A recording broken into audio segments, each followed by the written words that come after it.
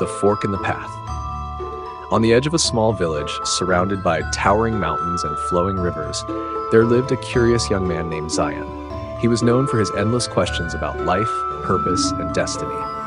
One evening, as the sun dipped below the horizon and painted the sky in hues of orange and gold, Zion sat on a rock overlooking the valley. His heart was heavy with doubt.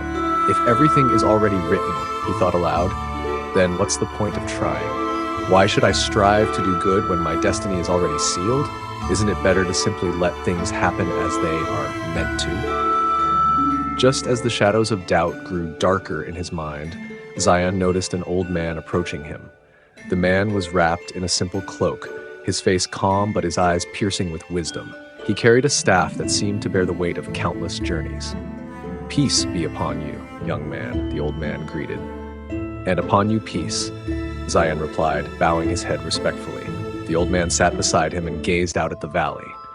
After a moment of silence, he asked, "What troubles your heart, my son?"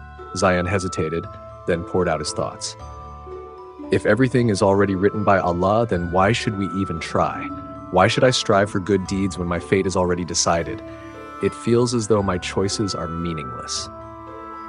The old man listened patiently, nodding as Zion spoke.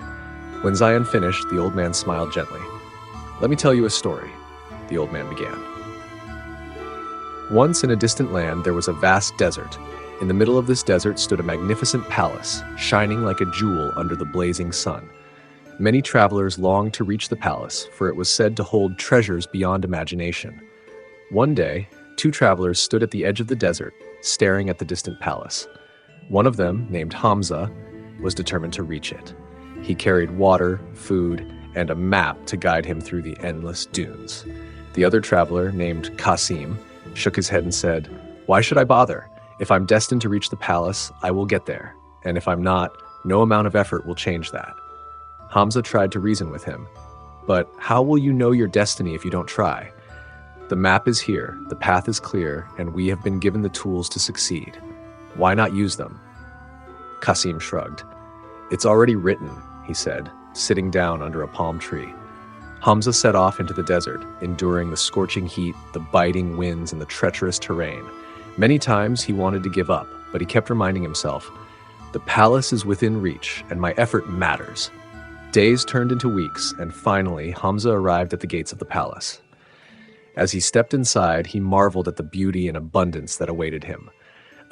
He realized that his journey, though challenging, was what made the reward so meaningful.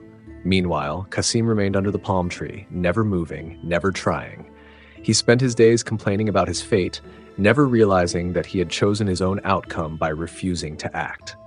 The old man turned to Zion and said, "Do you see, my son? Just because Allah knows our destiny does not mean He has taken away our ability to choose. He has given us the tools, the guidance, and the will to strive for what is right. Our effort is part of the journey He has written for us. Without it, we will remain like Qasim, stuck under the palm tree, blaming fate for our inaction." Zion frowned. "But what about the things beyond our control? The times when we fail despite our efforts?" The old man's eyes softened. "Ah, those moments are a test of trust. Just as Hamza did not know whether he would reach the palace, we do not know the outcome of our efforts. But Allah does. He sees the entire picture, beyond the limits of time and space. For Him, the past, present, and future are all one. We cannot comprehend it, but we can trust in His wisdom and mercy. Remember, our job is to strive, not to decide the outcome." Zion sat quietly, the old man's words sinking deep into his heart. After a long pause, he asked, "So, if I strive to do good, even when it's hard, it means I'm aligning myself with my destiny?" The old man nodded. "Exactly. And if you choose bad deeds, you are aligning yourself with a destiny of loss. The choice is always yours, my son. That is the beauty of Allah's mercy. He has given you the chance to prove yourself, to strive for goodness, and to trust Him with the rest." The old man stood, leaning on his staff. "Now, Zion, the question is not whether everything is written. The question is, will you be Hamza or Qasim?" As the old man walked away, Zion felt a renewed sense of purpose. The sky was now a deep blue, with stars beginning to appear. He stood determined to strive for good, no matter the challenges.